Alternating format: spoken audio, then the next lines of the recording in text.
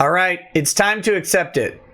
The Supreme Court absolutely sucks at defending your Second Amendment rights. Let's talk about it.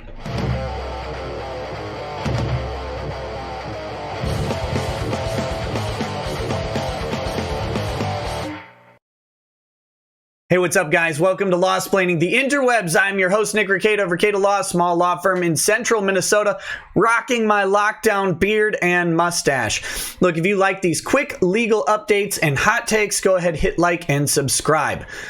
Today, we're talking about the most recent Supreme Court case involving the Second Amendment, and actually the first one the Supreme Court has agreed to hear since 2010, until today, when they just didn't agree to hear it anymore. It's now moot, they won't decide it, and they completely punted, and they absolutely suck for doing this, because this is a travesty of rights. All right, I'm talking about a New York City law, city ordinance, which prevented you from taking a gun when you have a license, a premises license. Let's break that down for a second. First, to own a gun in your own home in New York, you have to have a license that you renew every 3 years. Not just like most places in the United States where you can have a handgun in your home, you just can't take it outside or carry it around or whatever, but you can have one in your home for protection, because ever since 2008, that's been a protected constitutional right, except in New York City, where they literally just don't care about the Constitution. You have to have a license, which you renew every 3 years, and we're going to talk about that process in just a minute. To just have the gun in your home. And this city ordinance further prevented you from transporting that gun anywhere else except for 7 approved firing ranges in the city. Those firing ranges often being private clubs that restricted access to members only, or maybe their guests, if you're lucky. Okay, so you couldn't take your gun to your other home. You couldn't take your gun to a firing competition. You couldn't take your gun out of New York City. You couldn't leave with it at all. It'd be illegal. Like if you're like, well, I'm going to take my gun and I'm going to go anywhere else, like my house in Florida or whatever, or Montana, where guns are basically candy. No, you can't do it, because New York says you cannot transport a gun from your home to anywhere except an approved firing range. That also meant that you couldn't stop to do anything. Like you couldn't go get groceries. Leave your gun locked up, unloaded in the trunk of your car. You couldn't go get groceries.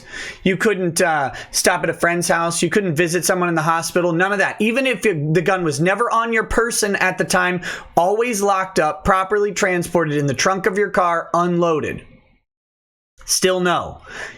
Only directly to the firing range and directly home. Okay? So, how did this case progress? Well, it was brought back in like 2013.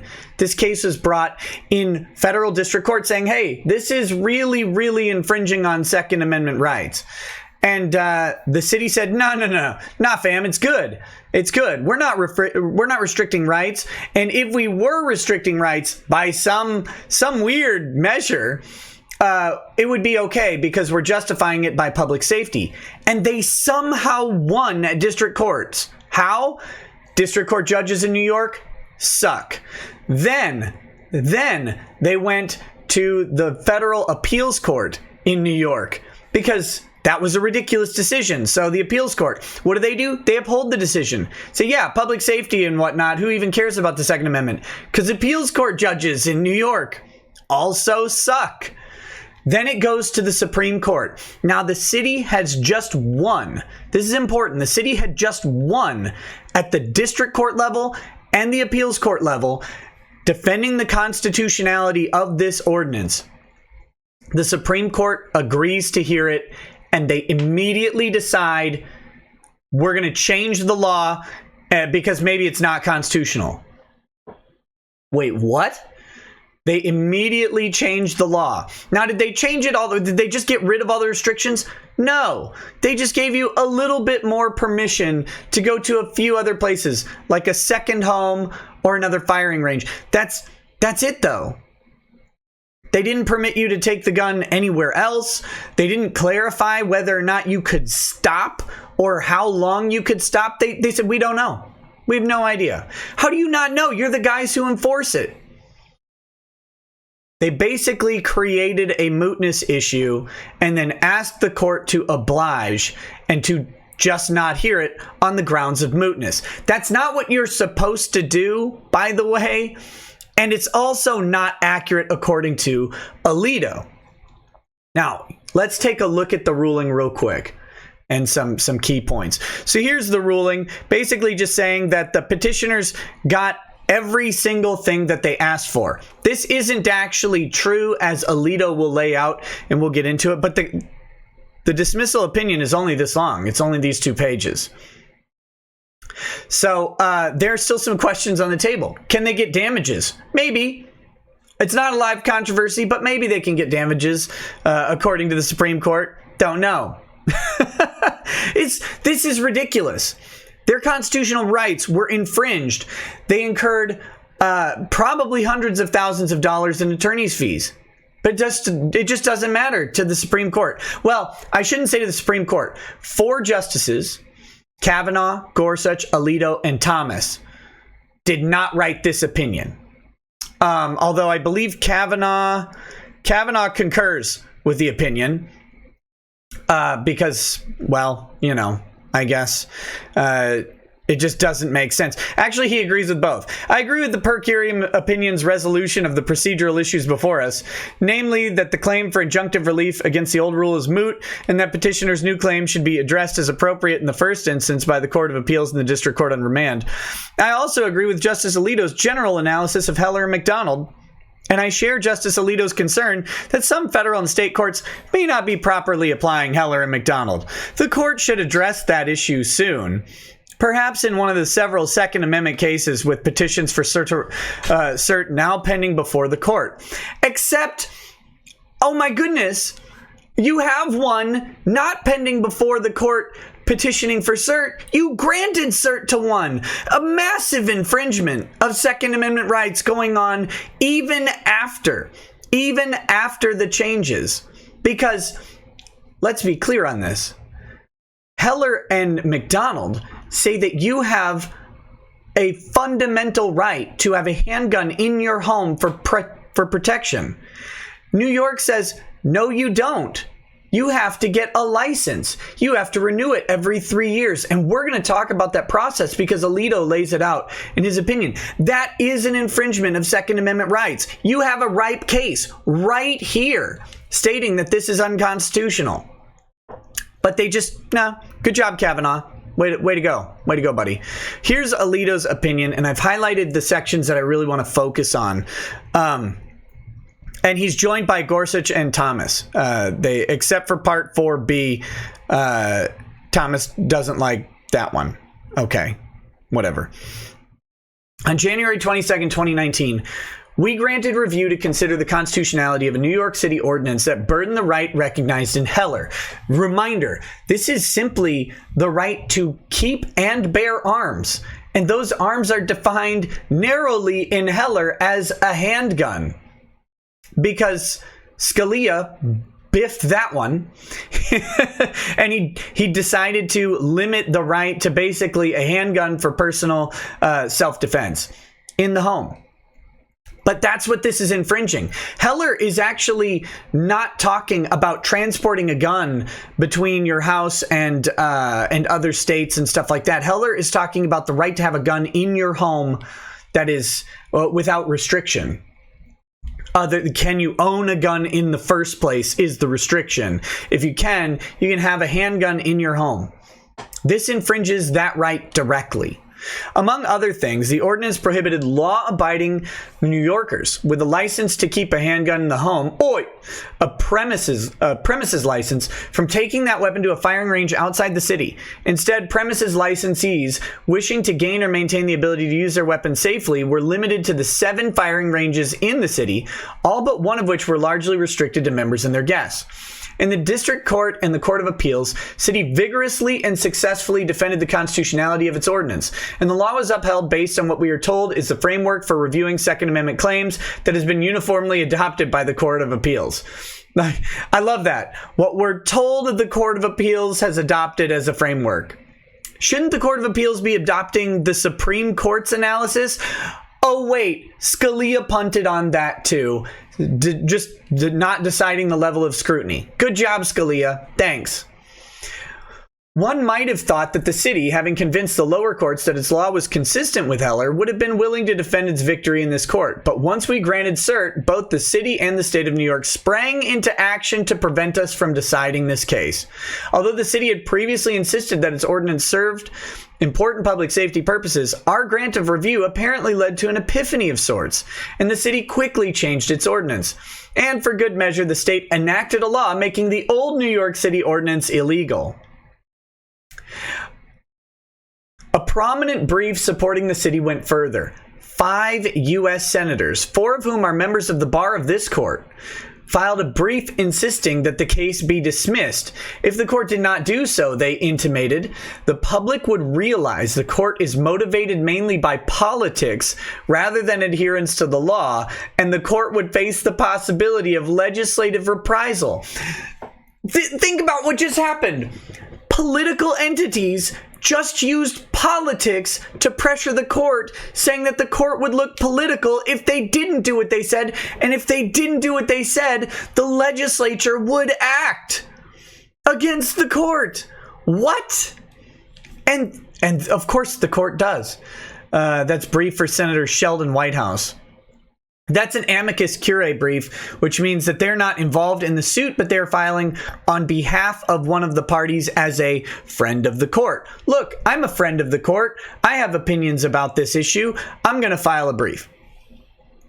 Okay, so here we've got moving along in Alito's opinion. It is certainly true that the new city ordinance and the new state law gave petitioners most of what they sought, but that is not the test for mootness. Remember, in the mootness opinion above, they say that the petitioners got exactly what they asked for. Instead, a case becomes moot only when it is impossible for a court to grant any effectual relief whatever to the prevailing party. As long as the parties have a concrete interest, however small, in the outcome of the litigation, the case is not moot. So then Alito goes on to describe why the case isn't moot, and it's really pretty simple. There's still relief on the table that should be awarded to the plaintiffs, both under the federal rules of civil procedure and actually in the petition itself. There's request for relief that was not granted by the rule change. So Alito's flat out calling it out. None of this matters. This is just a dissenting opinion on a dismissal for mootness. But let's talk. Here he lays out the non-burdensome licensing requirement to remember. This is not to carry a gun in New York. This isn't to walk around waving a gun around or have one strapped to your hip or anything like that. This is literally to have a gun in your own home. New York City residents must submit their applications in person at One Police Plaza in Manhattan. An applicant must pay a fee of $431.50, must provide proof of age, citizenship, and residence, must produce an original Social Security card. A completed application must specify the particular handgun that the applicant wishes to possess and the address for which the license is sought. It must list all the applicant's residences and places of employment for the past 5 years. An applicant must answer questions about the past arrests, summonses, indictments, convictions, and civil orders, and must respond to probing questions about past drug use, subpoenas, and testimony. Unsuccessful applications for civil service positions, military service, mental illness, and physical conditions such as epilepsy, diabetes, or any nervous disorder that could, in the judgment of the license division, interfere with the use of the handgun. The applicant must explain where and how he or she will safeguard the handgun when not in use, and furnish the name and address of a New York State resident who will take custody of the handgun in the event of the applicant's death or disability. That's just the beginning, Alito says. And then it talks about what happens next, where that triggers an investigation, which goes over medical records and everything. And the New York City Police can just deny it for almost anything. Here's what they actually say. Grounds for denial include, among other things, any arrest, indictment, or conviction for a crime or violation with the exception of minor traffic violations in any federal, state, or local jurisdiction. You get arrested for something, it's dismissed. You're found not guilty. That could be grounds. Just the arrest. Just the arrest, even if you're not indicted. The indictment is another triggering factor. Okay, what else? A dishonorable discharge from the military, alcoholism, drug use, or mental illness. Ever, by the way, ever. Poor driving history, failure to pay debts, including child support and taxes, and untruthfulness in the application. Remember that asterisk on the Second Amendment that says, except for poor driving history? Yeah, that one. There's also an in-person interview. It takes the license division approximately 6 months to process applications. And during this time, the applicant cannot lawfully possess a handgun in their home. Just 6 months, though. That's a cool down period, right? Right? Okay, what else do we have on here? I highlighted something here. Here we go. This is going back to that whole mootness thing, right? The new city ordinance has limitations that petitioners claim are unconstitutional. So they're saying that we got rid of that city ordinance and the state law made it unenforceable. And we have a new city ordinance now. And the petitioners are like, no, this ordinance is also infringing on the Second Amendment. The Supreme Court said, too bad, buddies, send it back down to the district courts. You can amend your petitions and go through it again. Remember, they brought this 7 years ago. Just don't worry. 7 years of legal fees? Who cares, right? The new city ordinance has limitations that petitioners claim are unconstitutional, namely that a trip outside the city must be, quote, direct, and travel within the city must be continuous and uninterrupted. Exactly what these restrictions mean is not clear from the face of the rule, and the city has done little to clarify their reach. At argument, counsel told us that the new rule allows bathroom breaks, coffee stops, and any other reasonably necessary stops in the course of travel. It's not in the statute. They just said it. They just said that. Well, of course you can do that. Well, of course, why? It's not in the statute. But the meaning of a reasonably necessary stop is hardly clear. What about a stop to buy groceries just before coming home? Or a stop to pick up a friend who also wants to practice at a range outside the city? Or a quick visit to a sick relative or friend who lives near a range? The city does not know the answer to such questions. And that, I think, nails it. There are unanswered questions about an ongoing infringement of the Second Amendment, and only the gamesmanship of the New York City Council in changing the ordinance, and then New York State in passing a law to coincide with that, just to cover up the New York City ordinance, just to cover any possible bases and try and moot this case, even though it's not actually moot, has caused the Supreme Court to punt. And it's embarrassing, and the court should be ashamed. They're not protecting your Second Amendment rights. They're just letting them go uninfringed. And their argument is like, well, they can just go back through the district court and back to the circuit court and then maybe ask us again. If it goes the same way as last time, the earliest we'll hear from this is 2026. So it's just 6 more years before the Supreme Court will have the option to decide whether or not to uphold your Second Amendment rights. Just 6 more years, New York. It's fine. Hey, here's an idea. Unelect everybody in your city. I don't know what else to say. All right, guys, this has been a legal update. Hope you guys enjoyed it, even though it's bad news for, just a fundamental right that's enumerated in the Constitution. What is it, though? Have a good day. Peace. Peace.